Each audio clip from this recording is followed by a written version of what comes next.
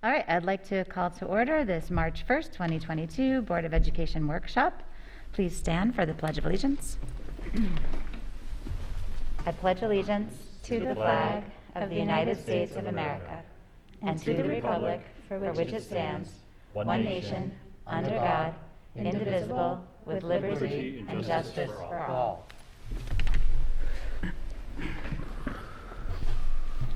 Okay, first up, we have time for public comments related to agenda items. Anybody who wanted to speak? Doesn't look like it tonight. Okay, so we will move on to our first item of business, which is the central office report about the budget. Great, so I think Chris has got us up there, so we'll be going ahead this evening and bringing a little bit together the instructional side that we did through last time, the previous time before, the non-instructional, and kind of starting to bring those towards, we just have a couple more sessions. So Chris will walk us through the table of contents, and if you feel any questions along the way.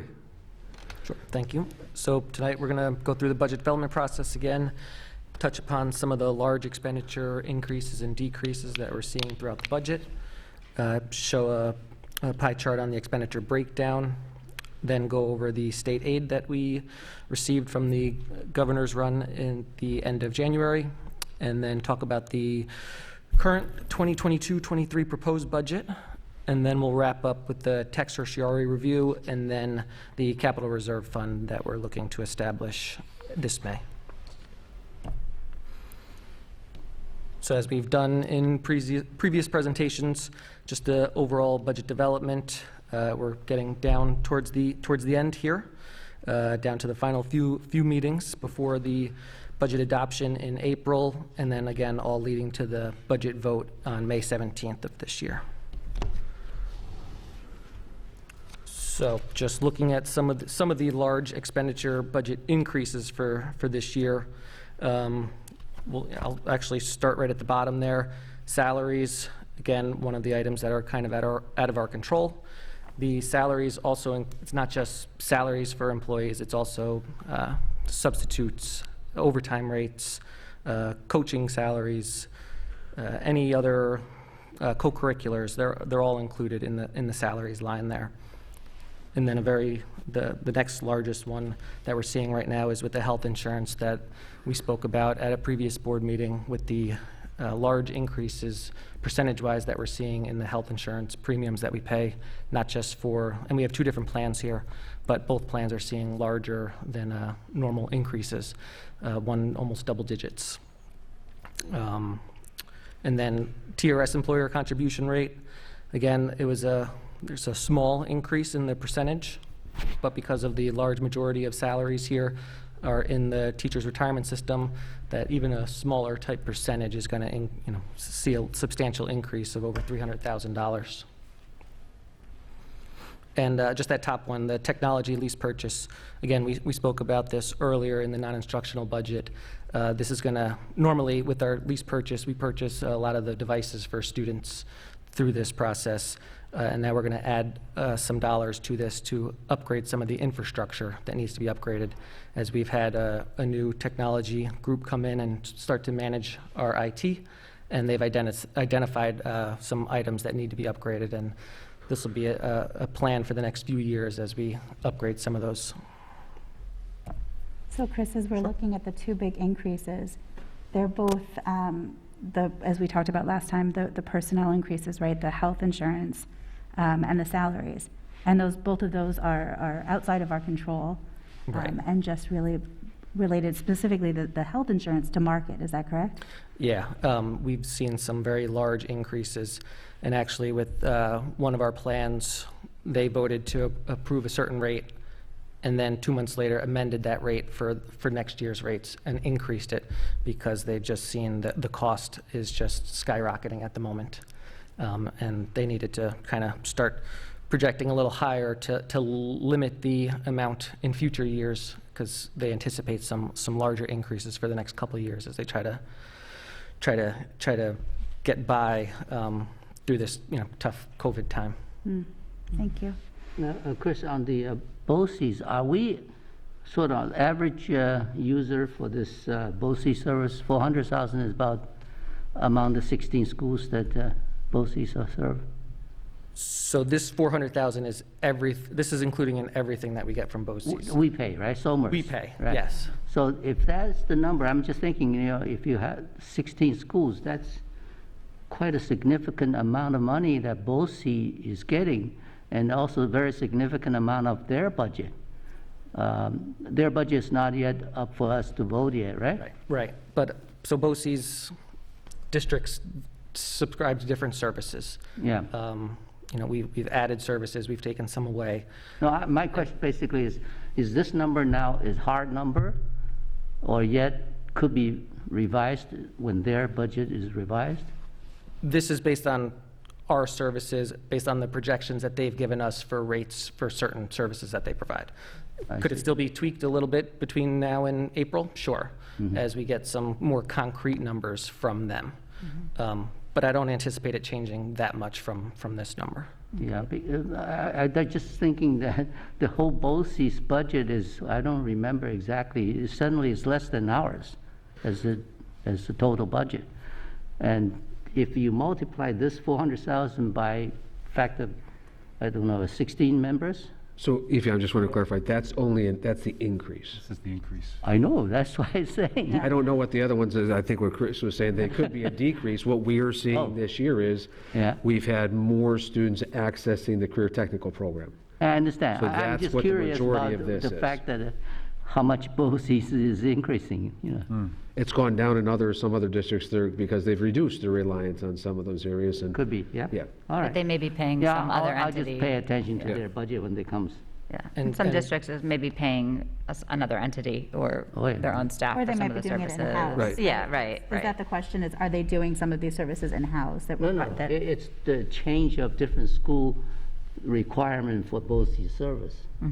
So, increase means we need more, decrease means we need less. Is the question about what services they're providing that we need more of? I'm just saying, as far as the inflationary concern, any school budget, you should consider how much you increase, right? If it's growing more than, say, 10%, Right, so I think a question would be, does the increase reflect that, how much of that is BOCES is charging us more for the services we've already right, been or getting? is what we need. And how much is that we we're have to just have it. utilizing more of their services? Yeah, that's the issue that, So I just, Chris, I know you can look that detail up. I think it's just a bit, right around 2% increase is what they're anticipating. The bulk of it is our increased usage of their services. And if you remember the instructional budget we talked about, it was specifically into the career technical education program, as we have seen an increase in students accessing that program. right. And those are, I'm trying to think where we landed, they were about 16K additional per student that access those programs. So our 400,000 is a percentage-wise over last year, how much is that? It's going to be probably close to 8%. Right. So we did have quite a bit of Sure. increase. And I know you talked about the increases in BOCES here. When I spoke about that health benefits rate that they amended 2 months later, we did get updated rates Right. from them because Right, then that okay. impacted their rates and what they have to charge. And BOCES they can't have a surplus at the end of the year. So anything that they do have as a surplus goes back to districts on a percentage basis. right. So BOCES is increasing by 8%, which is demonstrative of us having more students utilizing the services in addition to the services costing slightly more. Is that an accurate? Yeah, we're utilizing different services, and the costs are going up.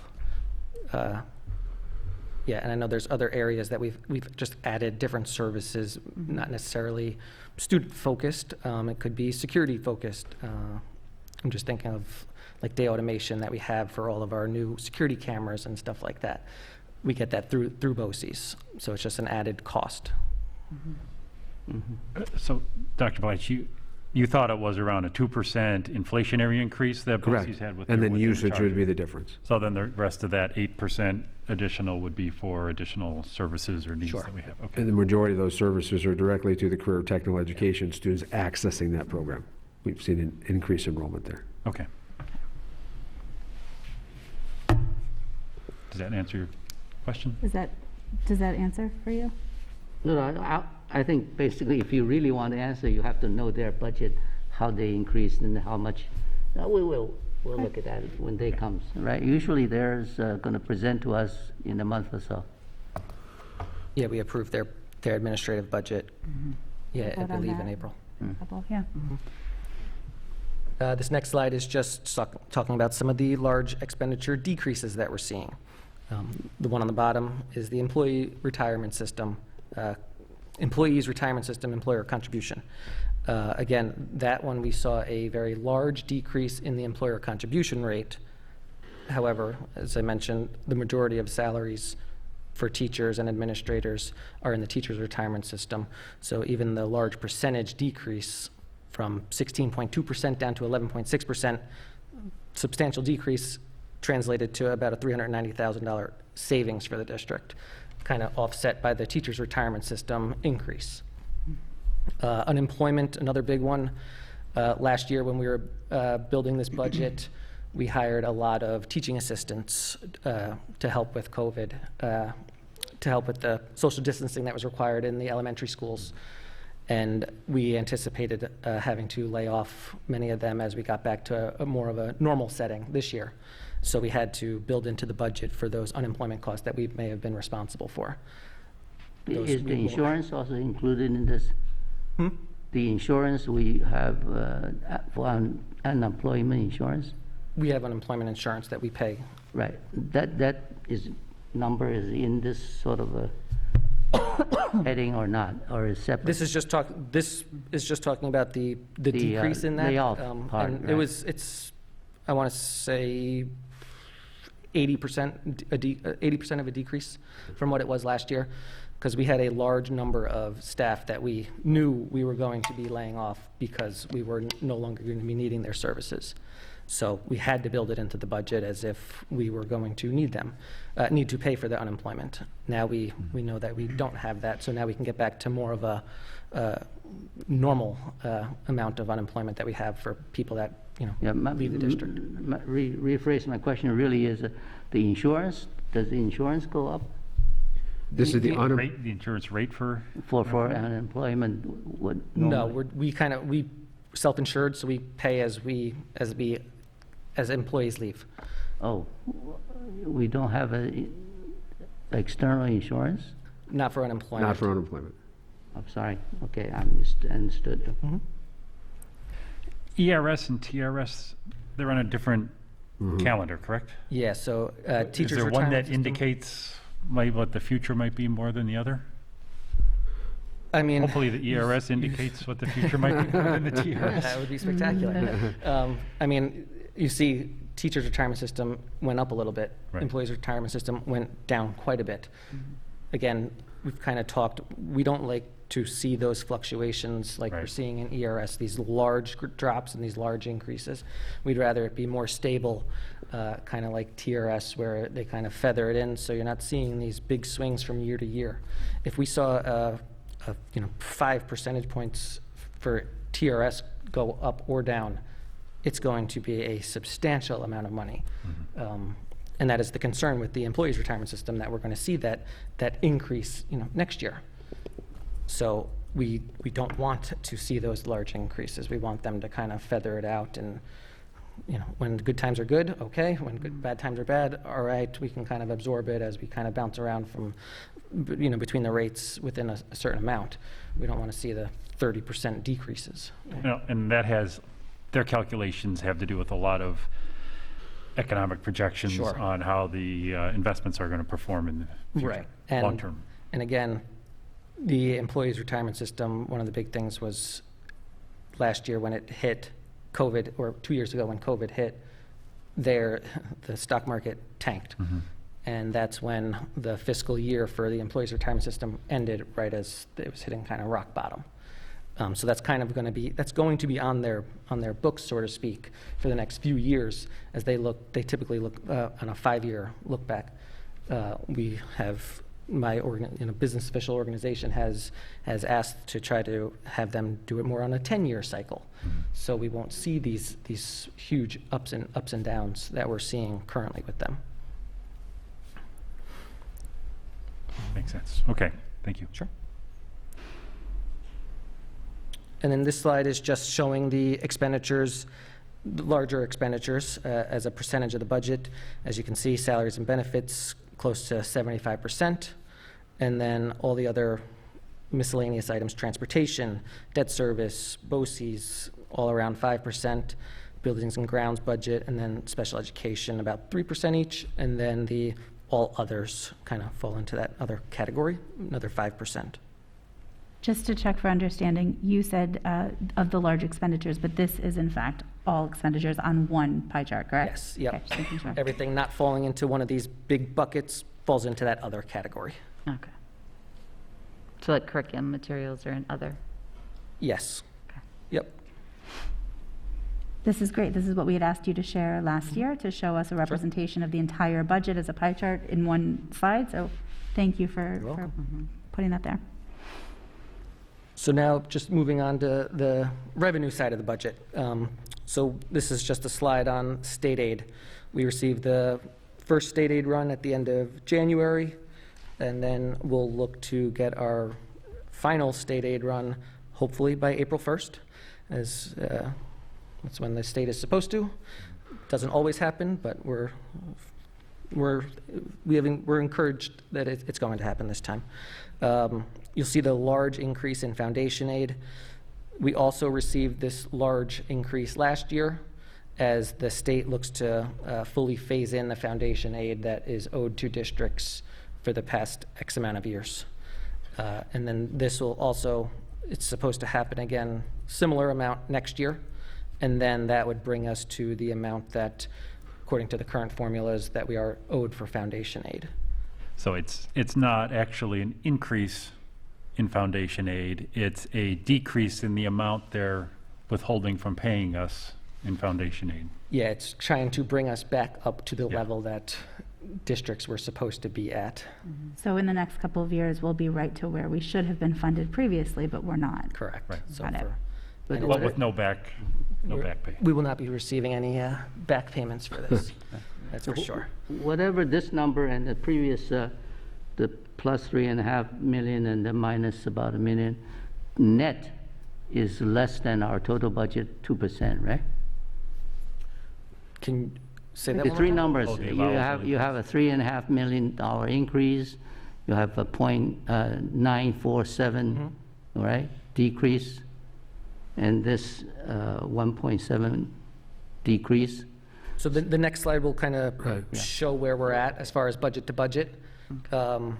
This is again, those other two slides were not all expenditures. It was just Oh, yeah. the large, you also have many other smaller ones that will add up to large numbers. Right, right. Then the only other thing I wanted to kind of highlight on this state aid slide was the building aid. You see the large reduction from the previous year, and that is because the bond project back in 2008 timeframe, we get paid back over 15 years. That is now coming to an end. Kind of half of it will come off this year, and then half of it the following year. But won't we Half of it have, in 22, 23, and then another half in 23, 24. So you'd expect to see a similar type reduction next year as well. won't we then receive similar aid because of the energy performance contracts start coming online at some point? Yep, so that is a good point. The energy performance contract will come online, should be in the 23, 24 school year, which would then help offset some of this reduction in the building aid that we're looking to see a similar amount to this. So that's not next year, but the following year, that will start coming in to sort of take place of this loss here. Should take Right. place, Got should it. take some of that, yes. Great. And I think I've asked this before, but so that the building aid, when the decision was made to extend it beyond 15 years, so you get the aid for 15 years. And when the decision was made to refinance it and add 3 more years to it, we don't get the building aid for that, but that was offset by a lower interest rate, right? Yeah, So so- it was still, so even though it's looking like we're not getting the aid here, we did save money by refinancing it. Right, in the long run, we In the saved, long run, by okay. refinancing, we Yeah. lowered our Just payment doesn't each year. show on this slide. Right, It so, was a fiscally right. right decision Yes. to make at that Yep. time. And we'll continue to pay that off over the next few years. Mm-hmm. And then, as we've talked about, looking at long-term, not long-term, I'd say a few years down the road, another bond project to kind of come online when that one is now completely off, so there's no debt associated with it, and there's also no aid associated with it. And then we kind of bring it back online in about 3 or 4 years when we go to ask the public for our next project. If you recall, we may hit it again in the capital piece a little bit here, that, as Chris mentioned, basically 3 years from this May is when we would ask for the bond action. Again, as we've talked about with our 5-year capital plan, heavy amount into the paving and into the concrete work, as well as some other upgrades in classrooms and such. That typically takes 2 years to come online for your first payment to actually take place. So as Chris was saying, then that one goes away, the new payment comes across, and we just kind of feather those across over those years. Got it. So. All right, so now I'll move on to the currently proposed 22-23 budget. So top line, budget to budget increase is about a 3.27%, just over $3 million increase. Again, for this budget, currently, we're not looking at using fund balance to balance the budget, just as we did not for the current school year. Use of reserves and debt service transfer remaining somewhat flat. Payments in lieu of taxes, that's predetermined already by schedules. The revenue of non-property taxes, that is your state aid, your sales tax, and then all other facilities use, interest, any other kind of taxes not associated with property. And then the tax levy amount there, we're looking at a 2% increase from the previous year. And then the estimated tax rate is at the very bottom. And again, based on the current assessed value that we received from the assessor's office, and with the tax levy at a 2% increase, we're looking at a 1.56% increase in the estimated tax rate at this time. So Chris, despite the fact that the large increases on one of the top slides, I don't know what number it is, but was 3.5 million, and most of that was because of the insurance and salaries. It's actually pretty impressive that the change is actually less than the cumulative increase. Sure. I mean, again, there's a lot of changes, Right. and we're just kind of highlighting a few of them. But yes, the Right. large increase that we saw on the previous slide, it is offset by some of the larger decreases, not nearly as much, obviously, as the budget continues to Right. grow.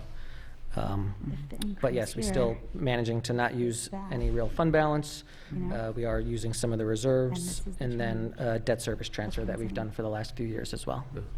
And it's just, and reiterating again, that even though we've got the gradual declining enrollment, that's not really, it's not reflecting in the budget going down, because there's so many fixed expenses that are going up Oh, that yeah. we don't have control I'm over. just saying that Yeah, Even if our that's- staffing is down a little bit and materials we might need are down a little bit, there's so many of the other the expenses that we have to have continue to go up. Correct, yeah. And I know we But it just spent, would be going up more if we had more Yes. students. yeah. And if, So we it's helped spent a us little keep bit. the keep the tax rate as low as we can. Yeah, and I think as we look at that tax levy there, the second to last one, where that stays at that 2%, this is a piece that we'll kind of talk a little bit more in our next meeting. That allowable number is going to be closer to 4% or over. Okay. Because again, when we're losing that payment that's coming back from the state, we lose that capital piece, that could be, on top of it, we're not doing that. So we're staying at that 2% versus a 4.25% or whatever it may be. That's the piece. And then again, as Chris went through the last time, the significantly increasing of energy costs certainly hits us in all of our schools. And it would have been even worse, like you were saying, if we didn't start getting some of these newer features, which won't be fully in place next year, but at least it's heading us in the right direction and stuff. So definitely the energy cost is a large portion of this increase too. Will we Okay, see that so- relieving any of this budget by next year, or is that what you're saying? I think we'll have a start of the energy savings next year. It kind of is a little bit in the rears. The following year, we'll realize it. And then hopefully the 23, 24, whatever that increase is, we can show that we've been able to at least mitigate that a little bit. Because if we were pre-new equipment versus post-equipment, we'll definitely be able to show that. How many gallons we actually will burn from before to after this new equipment comes in. And again, even though we may now use a lot less gallons, Yeah. it's not going to look as much like, as big a decrease as we were anticipating because Right. the price of each of those gallons has Correct. gone up so much. Yes. So there's constantly that balancing. And so we're not increasing the budget by as much as we are allowed to, as much as we Correct. could. We're not Yeah. going to that maximum. Currently, the maximum tax levy is about 3.9%, 3.9. Okay, and we're looking to go with the 2%. okay. Yeah. And the maximum levy, that's just, that falls within a basically simple majority of the voters, Right. as opposed to if we go over that amount, then it would require, what is it, 60%? Yep, supermajority, over Supermajority. 60%. But we're staying below that level of, that threshold of where. And that cutoff threshold would be the 3.9%. Right, you can go 3. And we're So gonna the keep board it may at 2. recall this, we've done this intermittently Right. over the last number of years, and what we need and the budget needs to run the school district, that's what we're there. So we're not asking for 3.9, because that's not what we need to run the budget next year. We need right around that 2%, even So we're though it's effectively allowable. half. Basically. Yeah. And we're not doing that. And the big part of that is, I think a lot of the efforts of our boards of education and different school districts to get that funding increase from the state, from the foundational aid. Yeah. If that didn't present itself, that would have really been a Yeah, very that difficult would. conversation. It did, so we're like, great, then let's take those dollars from the state and then drive that number down from the local.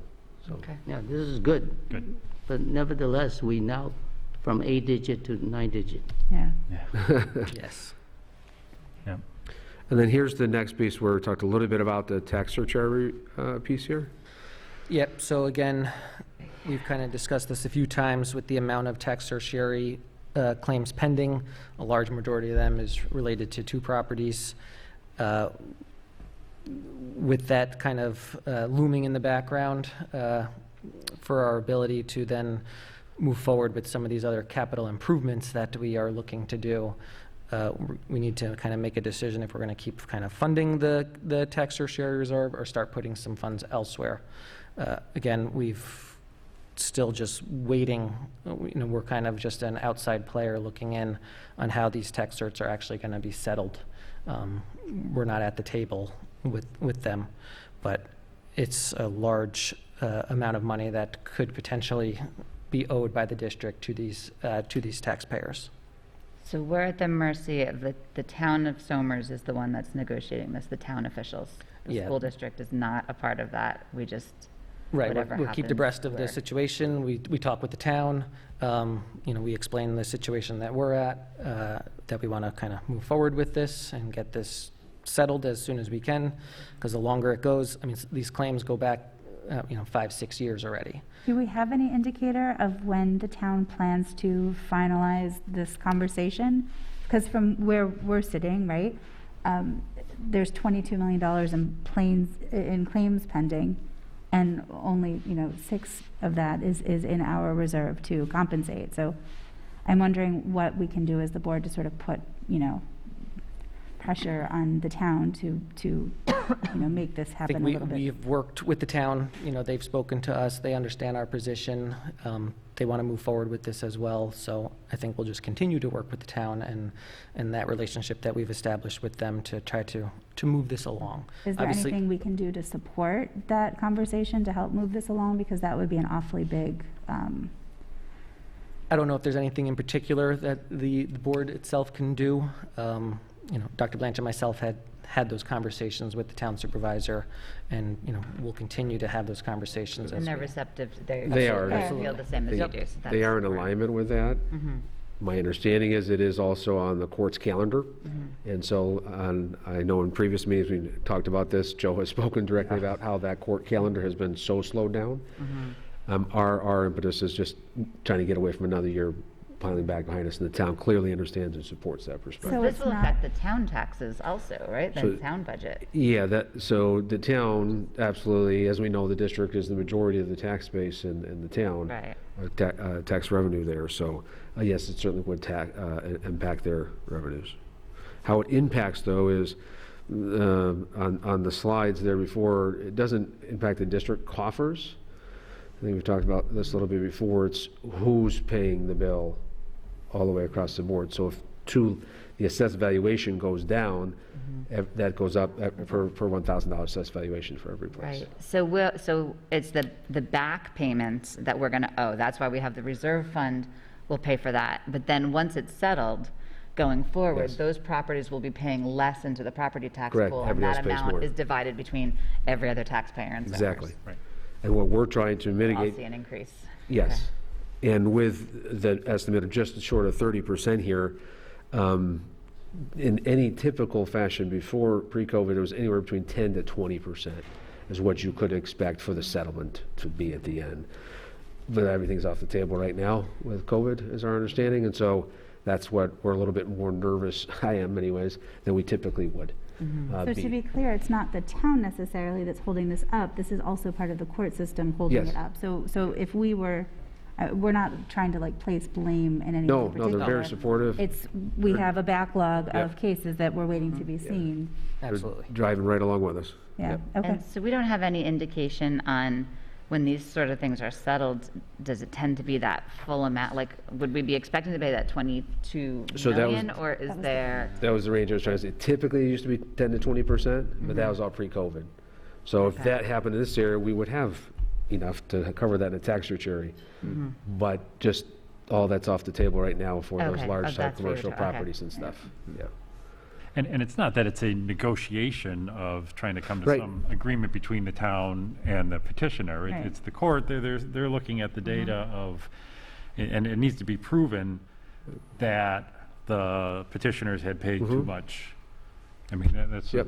right? Yes. This isn't some, I mean, Yeah, it's not a sort of a rigid math because the assessment numbers are never there. I mean, And that's what right now, my understanding is the perspective of the different parties is different.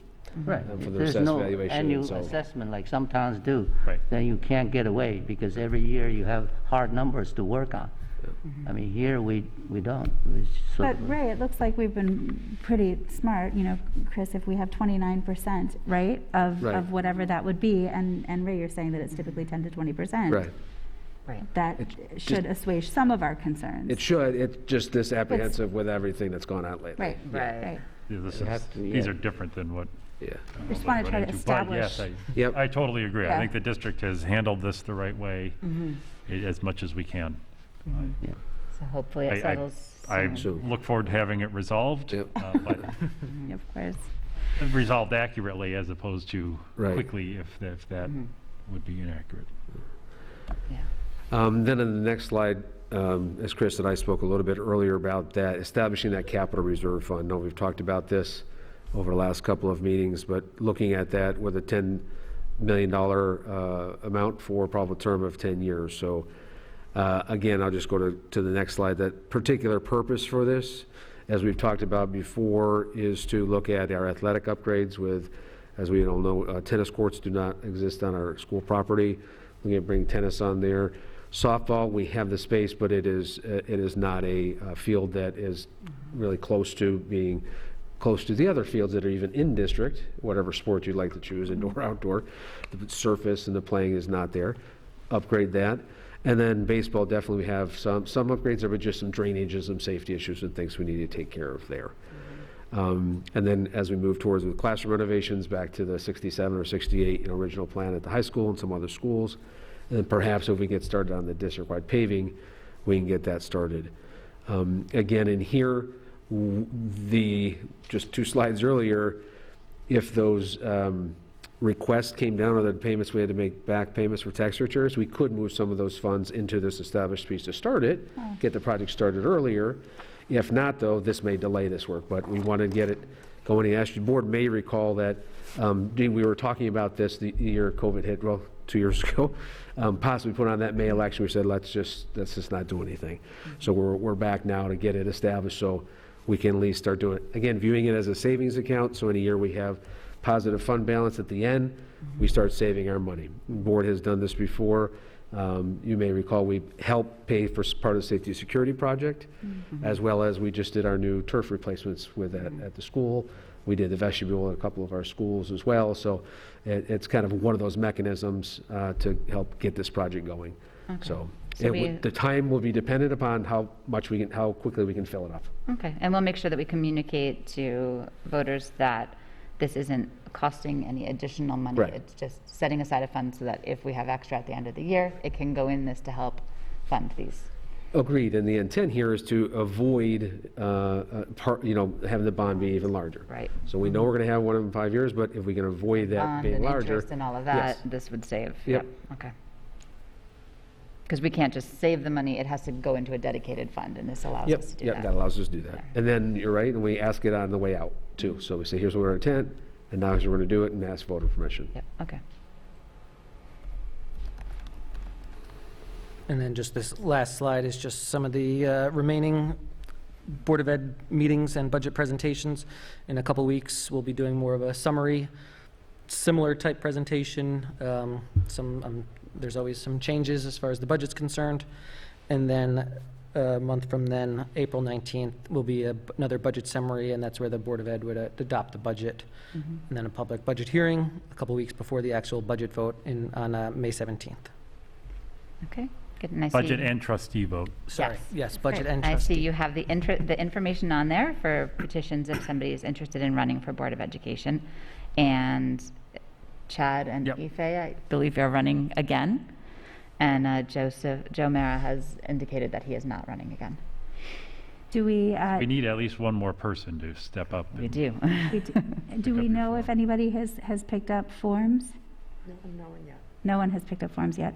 And Nancy, are they still able to pick them up via email, or they still come to you? No, I can send them by email, but they have to submit them in person. Okay, Excellent, thank you. okay, great. And they have until April 18th to turn those in, so there's still plenty of time. Good, okay.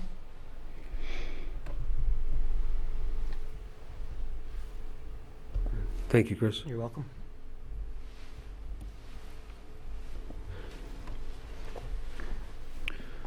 I think with our work session, we just have a very short personnel consent agenda. Yeah, okay. Point that up.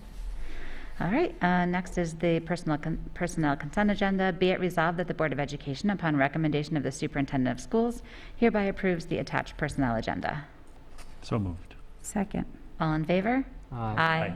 Opposed? Abstained? Okay, and that brings us now to public comment. This is like one of our shortest meetings ever. So we now have time to hear public comment.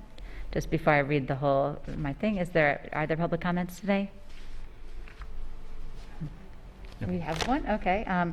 So just knowing we'll hear public comment, just a reminder that no district employee or student may be commented on or identified by name or situation. We ask each individual to conduct themselves in a civil manner and speak for no more than 3 minutes. Questions asked by the public will be referred to the appropriate staff member for reply at a later date or time. Please provide your email address on the sign-up sheet to allow for follow-up if that's necessary. And if you sign your full name on the sign-up sheet provided, that helps identify you on the board for the minutes. And if you have any written statements, they can be given to the district clerk. Okay, come on to the podium.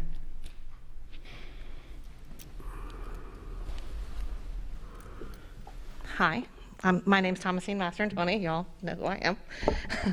I just had a couple of informational kind of questions. I'm not sure if I got here a few minutes late, so I'm not sure if they've been addressed, but I didn't think that there was much time. So it's not a judgment, it's not a yes or no, it's just like information that I'm wondering as a parent, and I know that a lot of others are as well. So with the mask mandates coming down, we've got some changes happening in the district. So a couple of questions about how some of the logistics that I think are just kind of up in the air a little bit. Has Somers thought about providing like an alternate lunch location for those students or families that feel uncomfortable eating in a cafeteria with hundreds of unmasked people? My district has identified that. We did a quick survey today using like a little Google survey quickly for just our 6th graders. And about 40 of those students, we have about 280 6th graders, 40 of them indicated that they would in fact want that alternate location. So we're going to provide that to them in my library. So I don't know if Somers is thinking about that, or if you're not, if you could put it on your radar. Similarly for buses, I'm not sure what the plan is for buses. I know that some of the bus drivers have told their students that the assigned seats are no longer going to be in play after tomorrow, that the kids can sit wherever they want, and clearly there'll be lots of unmasked and a few masked. So if a kid feels uncomfortable, like what can they do? Just a question about something to think about. And then this, sorry, I keep bumping that. So a little bit of logistics about, like, I'm not sure what the answers are to these questions. So currently, with the masks in place and with the social distancing in place, we're not quarantining at all in school if there's a positive case. We're only really quarantining if there's a positive case in someone's home because of the close contact. So my just question is that when we take these mitigating factors away, like, does quarantine come back into play or no? Like, I just don't know the answer. Have we received some guidance from DOH on that? And then secondarily, with contact tracing, again, we're not contact tracing in school because we have these mitigating factors of masks and social distancing. But once that goes away, like, do we then have to do that again? Or are we okay not doing that? Do we have an answer from the state or any guidance? Because they're the ones that kind of give us that answer. I haven't read anything. I don't know if that's available. And then I have a non-COVID point, which I'm very excited about. And I hope that we can get to the point where we have all non-COVID points. But my high schooler, who is not a journalist, but who has come home to tell me that her teachers have been talking about this very exciting recent trip that they took to Chicago. A whole bunch of high school teachers went. All of the principals went to this really cool school as like her take on it is like, it's like, let's investigate this really cool school that has great ideas. Let's bring them back. Let's see how we can do better, which excited me. Like, I was excited about it. But she's not a journalist, and she's a teenager. So her highlights were phone usage. Apparently, this school doesn't use phones. So that was like, what? Food offerings. So she was very excited about the food offerings that they saw. And so I'm hoping that we could maybe get a little bit of information from our professionals about some positive takeaways from that trip that go beyond the teenage point of view. Looking forward to the cool stuff that comes from that. So, thank you. Thank you. Okay, thank you very much. Good points and questions, and we had asked right earlier if he would mention a little bit about the transition to optional masks in his comments at the end. So, you have good points that can be included there, and good mention about the training too and the information. That's something that I'm hoping that perhaps down the road in a meeting we can get more information, because I know that was a big opportunity for our teaching staff. I'm sure we'll have some discussion down the road on more details on that. Any other public comment tonight? Okay, so we move on to board comments. Anyone? Okay, I'll make an official announcement that I did get the forms, and I will run for the board position again. I have various different reasons. Anybody interested, I can talk to. Okay, thank you. Okay. Anyone? I'm excited now to hear about the Chicago trip. This is exciting news. I want to hear all about the school. I'm just continuously inspired. I'm inspired by the fact that we're really trying to push the boundaries of what school is and what Somers is doing for, K-12 and now pre-K, right? Starting next year. And I also just want to commend the district for being so respectful of the diverse opinions and beliefs and thoughts, especially around the mask situation. And the emails that have come from the district to parents have been just extraordinarily thoughtful. Even with regard to certain incidents that have been happening recently in school, I'm continuously inspired by the way that the communication has been, open and accepting and acknowledging when things are maybe a little bit could be improved. And I'm also a little frustrated, not by the district, but just in general that, we had asked for metrics. So to your point about, what's happening now with this whole situation, we had asked for metrics. We had said, what are those metrics going to be for when we should take off masks and what's it going to look like? And again, we don't have any real metrics. It's just sort of take them off. And I don't know, I think it sort of sets a bad precedent for our kids, right? We have these high expectations for them. You have to jump through these hoops. This is the percent that you have to get to graduate. But we don't have the same level of expectation and metrics that we're holding ourselves accountable to when we make these big decisions that have impact. So I'm disappointed in the state for at least not giving us some percentage of what this would look like.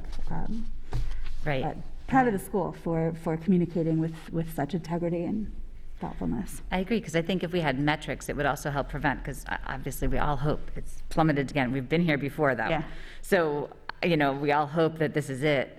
But are we going to, now if we're getting that point, masks are going to be optional in school, when we don't have a metric, how do we know that the state is not just going to turn around again and say, at some point, how do we know when to expect that if it could happen again, what could happen again?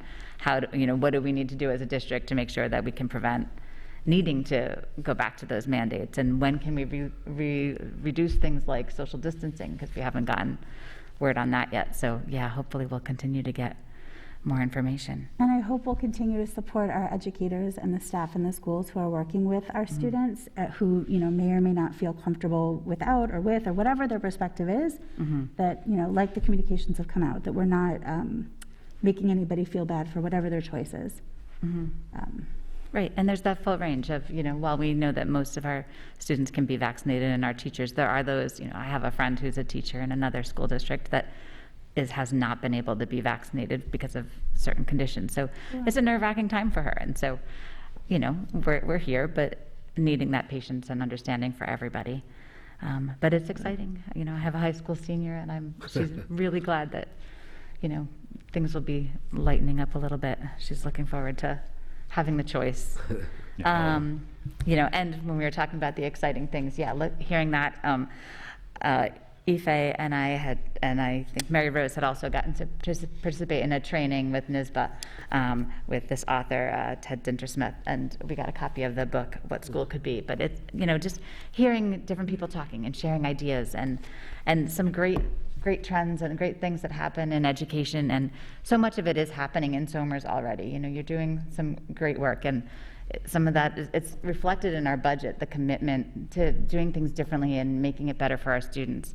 And I know as parents, so much of how kids learn today is so different from school when we went, and it can be hard to understand, but why don't we still do that? But the whole world is so different in how we process information and how people interact with one another. So it's great that you've done that, and I'm sure there'll continue to be opportunities like you've had with Tusker U for parents to learn and better understand all the new initiatives and new instructional strategies. So thank you. Yeah, I think, we're closing out the mandate at our meeting with the masks, so I am happy that we're moving on from that. I feel the district, absolutely, we did the right thing. We had to follow, the health professionals that are given to us from the state, from the county, from the health departments. Absolutely the right thing for us not to try to figure out what the health implications are. We have to rely on others, and I'm glad that we were consistent through that.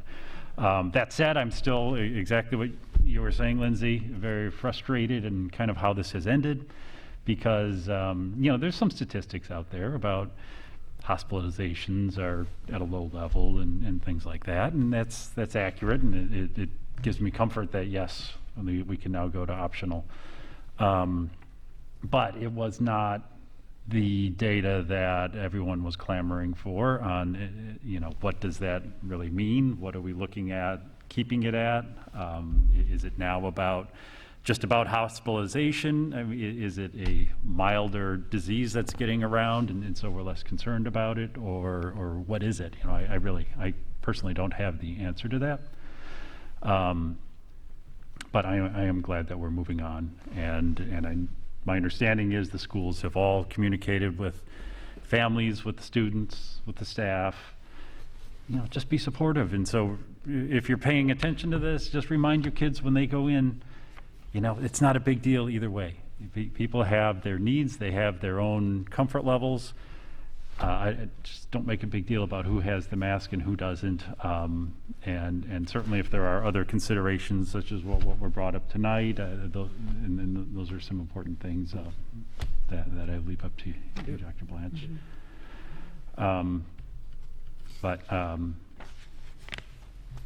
yeah, I'm glad to be moving on from it. It's been a long, 2 years. long, long couple of years. I liked that notion of asking students what they needed in the transition. Yeah.